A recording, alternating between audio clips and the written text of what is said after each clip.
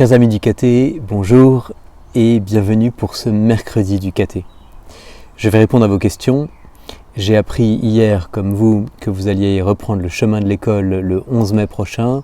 J'espère que ça vous fait plaisir, même si ça va être dans des conditions particulières. Bon, on va voir comment ça se passe.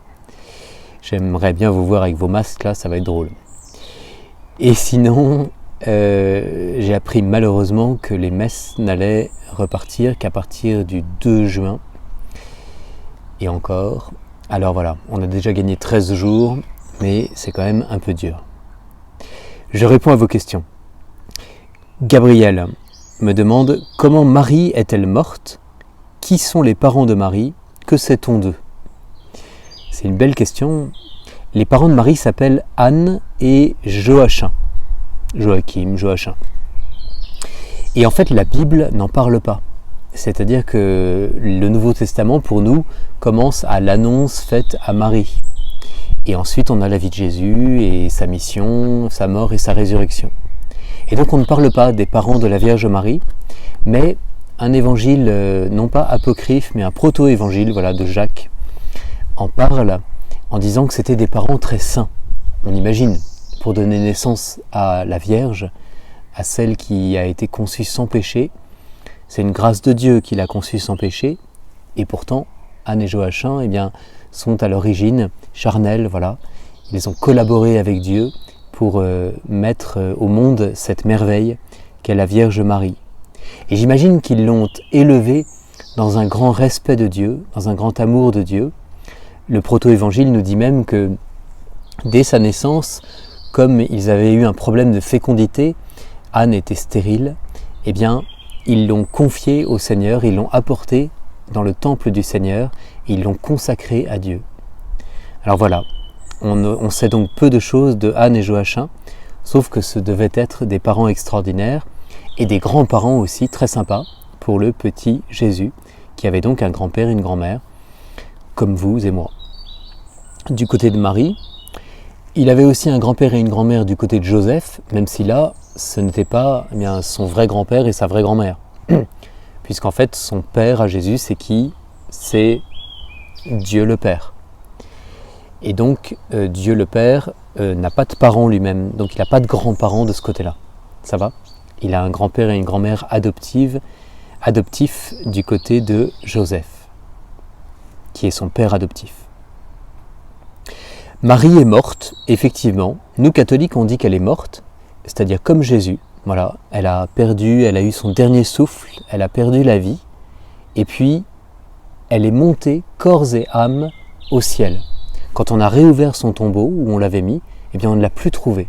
On appelle ça l'Assomption, la montée de la Vierge Marie au ciel. Les orthodoxes, nos frères donc chrétiens orthodoxes, du côté de la Russie et tout, vous voyez, disent que Marie s'est endormie. Ils appellent ça la dormition de la Vierge. Marie, pour eux, s'est endormie, elle n'est pas vraiment morte, et elle a été emmenée, vivante en quelque sorte, au ciel. Voilà. C'est une nuance entre catholiques et orthodoxes. Nous préférons, les catholiques, dire qu'elle est morte comme Jésus, mais elle a été instantanément, on peut dire, emportée au ciel, après avoir été mise au tombeau comme Jésus. Voilà, de toute façon, nous croyons, à catholiques et orthodoxes, qu'elle est au ciel, corps et âme, et qu'elle n'a pas vécu comme nous, nous la vivrons, la mort avec le tombeau qui fait que notre corps reste en terre, et c'est notre âme seulement qui monte. Elle est montée corps et âme au ciel. Inès demande pourquoi les lectures en ce moment sont dans le livre des Actes des Apôtres et non pas de l'Ancien Testament pour la première lecture.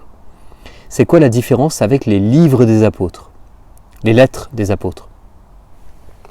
Alors Inès, bravo d'abord d'avoir remarqué que la première lecture en ce temps de Pâques est tirée déjà des Actes des Apôtres.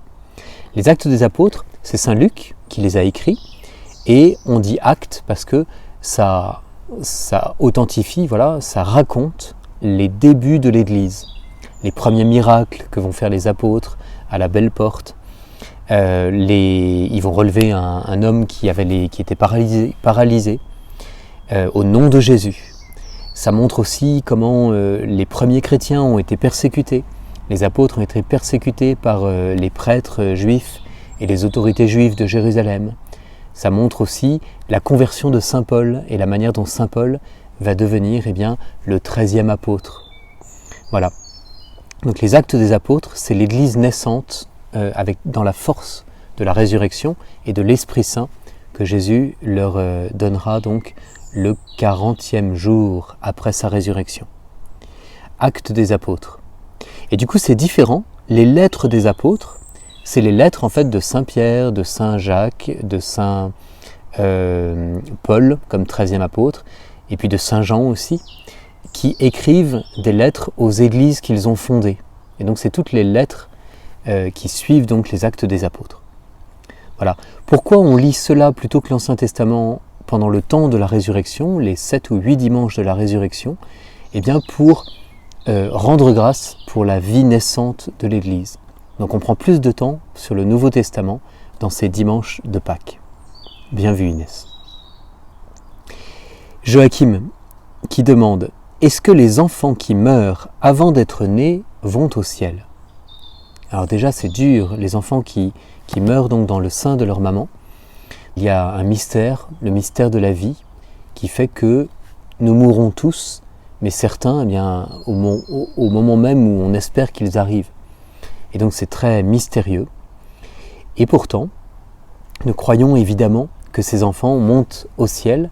En quelque sorte, ils ont à peine posé le pied sur la terre et ils montent déjà au ciel.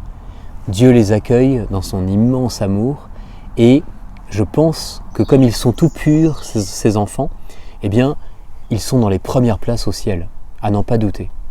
Donc oui, les enfants qui meurent avant d'être nés vont au ciel et sont même tout près du cœur de Dieu.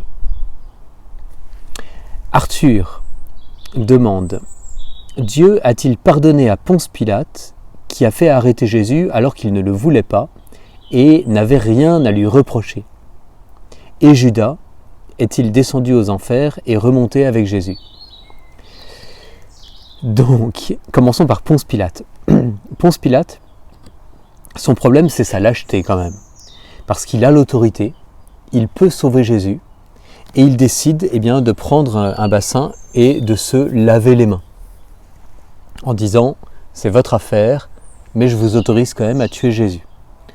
Donc c'est pas très honorable. Et en même temps, il était sous pression parce que les Juifs insistaient énormément et promettaient la révolte s'il ne cédait pas. Donc ok, il accepte la mort de Jésus en s'en lavant les mains pour montrer qu'il n'est pas responsable.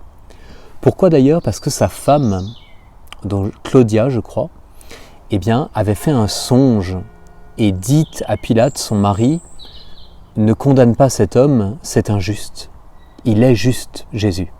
Et si tu le condamnes, tu risques d'être poursuivi par le ciel. » Et du coup, Pilate, qui craint un peu les dieux, parce que lui, il n'est pas chrétien, donc il croit qu'il y a des tas de dieux qui lui ressemblent ou qui ressemblent aux hommes dans le ciel.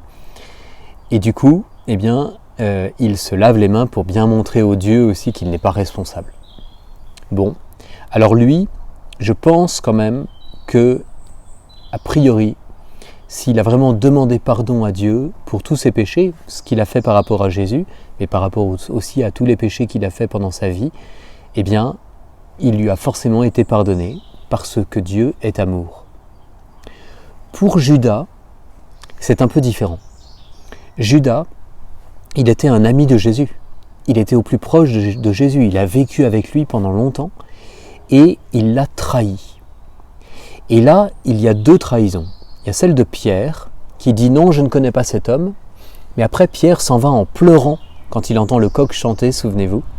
Pierre s'en va en pleurant pour sa trahison et il croise Jésus ressuscité, il est face à Jésus ressuscité qui lui demande 3 fois « M'aimes-tu » Il dit « Oui, oui, je t'aime, oui, je t'aime, oui, je t'aime » 3 fois. Et à ce moment-là, Jésus lui pardonne sa trahison et lui-même continue sa route en étant très fidèle au Seigneur puisqu'il va mourir à Rome, crucifié, la tête en bas, pour ne pas avoir l'honneur d'être crucifié la tête en haut comme Jésus, son maître. Donc voilà, Pierre aura été fidèle malgré la trahison, parce qu'il aura continué à croire dans l'amour de Jésus. Le problème de Judas, c'est que il trahit Jésus, il s'en veut énormément, mais eh bien, il se donne la mort. Il se pend, je crois. Donc Judas, eh bien, au lieu d'aller demander pardon à Jésus, au lieu de rester avec les apôtres et d'avoir la résurrection et que Jésus lui pardonne, eh bien, il s'en va, il reste seul et il se tue. Alors, on ne peut pas savoir exactement ce qui est arrivé à Judas, mais c'est plus compliqué que pour Pierre, par exemple. Donc oui, tout péché est pardonnable. Oui, Dieu est infiniment amour, mais il faut que mon âme, ma vie, voilà, d'abord soit de son côté, du côté de l'amour. Et si je n'ai pas été assez du côté de l'amour, ou si j'ai commis une grande trahison, eh bien il faut que j'en demande pardon. Alors on ne sait pas si Judas a demandé pardon ou pas. Pour Pierre, on sait. Voilà. Ça va Arthur comme réponse? Donc Pilate et Judas. Il y a une différence entre les deux. Et on espère que Judas soit sauvé. Voilà. Je vais m'arrêter là parce qu'il y a encore 2 questions dans ma réserve et je les traiterai la semaine prochaine. Et je vous demande de m'envoyer des questions. Demandez à vos parents de mettre un petit mail à l'adresse du catéchisme et j'y répondrai donc la semaine prochaine et les semaines à venir. Donc voilà, bientôt la reprise de l'école. Je vous souhaite bon courage pour cette reprise. Normalement, ça va être sympa. Vous allez retrouver vos camarades, vos copains et tout. Et puis, ne vous inquiétez pas. Ne vous inquiétez pas sur la manière dont ça va se passer. Voilà, tout va bien se passer. Voilà, n'ayez crainte. N'ayez crainte aussi du niveau, voyez, que vous allez avoir. Est-ce que je vais réussir alors que moi, j'étais pas très bon à l'école. Moi, j'étais pas excellent à l'école. Et vous voyez, je suis devenu un excellent curé. Très drôle. Donc, n'ayez crainte. N'ayez crainte. Avancez en confiance. Le Seigneur nous accompagne. Et priez. Priez pour toujours ceux qui sont malades, ceux qui les soignent, ceux qui sont en difficulté, les personnes âgées dans la maison de retraite par exemple de Saint-Joseph ou de Cœur Volant qui vraiment trouvent long et dur le confinement, que eux ils vont continuer encore. Et donc voilà, priez pour toutes ces personnes et priez aussi pour que les messes puissent reprendre au plus vite et au plus tard le 2 juin, voilà, à la grâce de Dieu. Que le Seigneur vous bénisse et bonne semaine à vous. À mercredi prochain. J'aimerais vous donner quelques images d'un sanctuaire que j'aime beaucoup, qui s'appelle Sainte-Anne d'Auray, dédié donc à la mère de Jésus, Sainte Anne. Et dans ce sanctuaire, Yvon Nicolazic a eu une apparition de Sainte Anne, qui lui demande déjà de ne pas avoir peur de cette apparition, et puis de reconstruire une chapelle qui était dans son champ à lui, à cet agriculteur, dédiée à Sainte Anne. Et pour montrer à tout le village qu'il faut absolument construire ce sanctuaire, il va y avoir une torche qui va apparaître de nuit. Yvon Nicolazic et ses amis vont suivre la torche qui se promène toute seule dans la nuit et qui va les amener à un arbre en dessous duquel ils vont creuser. La torche s'arrête là, ils creusent et ils trouvent une statue de Sainte Anne, donc de l'ancienne chapelle qui était là bien avant que Nicolazic achète ce champ. Et donc voilà, la demande de Sainte Anne, reconstruisez mon sanctuaire, la torche et le fait de retrouver une statue de Sainte Anne, tout le monde a considéré ça évidemment comme un miracle et on a construit ce beau sanctuaire de Sainte Anne d'Auray. Alors voilà, je vous en ai mis quelques images et je vous laisse entendre le chant de Sainte Anne chanté par la chorale de là-bas.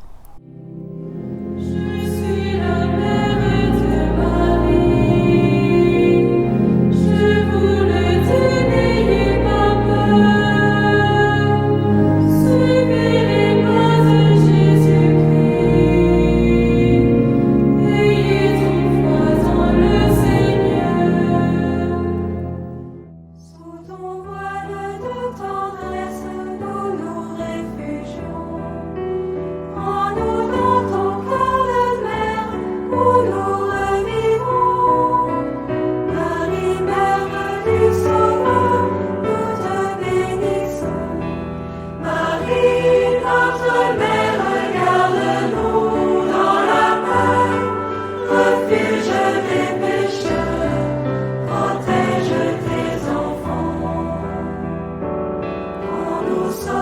dans l'épreuve, viens nous visiter. De tous les